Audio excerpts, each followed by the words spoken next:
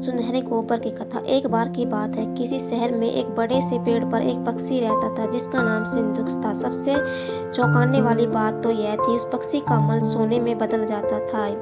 यह बात किसी को भी नहीं पता थी। एक बार उस पेड़ के नीचे से एक शिकारी गुजर रहा था। शिकारी उस पेड़ के नीचे आकर आराम करने के लिए ठहरा। वह आराम कर ही रहा था कि इतने में सिंदूक पक्षी ने उसके सामने मल त्याग कर दिया। जैसे ही पक्षी का मल जमीन पर पड़ा, वह सोने में बदल गया। यह देखते ही शिकारी बहुत खुश हुआ और उसने उस पक्षी को पकड़ डालने के लिए जाल बिछाया। सिंदूक जाल में फंस गया और शिकारी उसे अपने घर में ले आया। पिंजरे में कैद सिंदूक को देखकर शिकारी की चिंता सताने लगी कि अगर राजा को इस बात में पता चले तो वह न सिर्फ सिंदूक को दरबार में पेश करने को कहेंगे बल्कि मुझे भी सजा देंगे।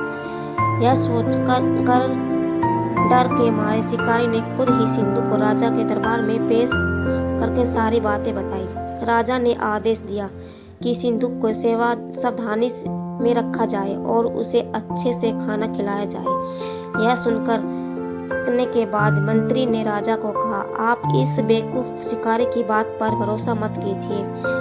कभी ऐसा होता है क्या कोई पक्षी सोने का मल त्याग करे? इसलिए अच्छा होगा कि इसे आज़ाद करने का आदेश दे। मंत्री की बात सुनकर राजा ने चिड़िया को आज़ाद करने का आदेश दिया। सिंदूक उड़ता उड़ता राजा के दरवाजे पर सोने का मल त्याग कर गया। यह देखते ही राजा ने मंत्री को उसे पकड़ने का आदेश दिया, लेकिन तब तक वह पक्षी उड़ चुका था। उड़ते उड़ते सिंदूक कहाँ गया? वह बेवकूफ था जो शिकारी के सामने मल त्याग किया। शिकारी बेवकूफ था जो मुझे राजा के पास ले गया। राजा बेवकूफ था जो मंत्री की बात में आ गया। सभी बेवकूफ है एक जगह ही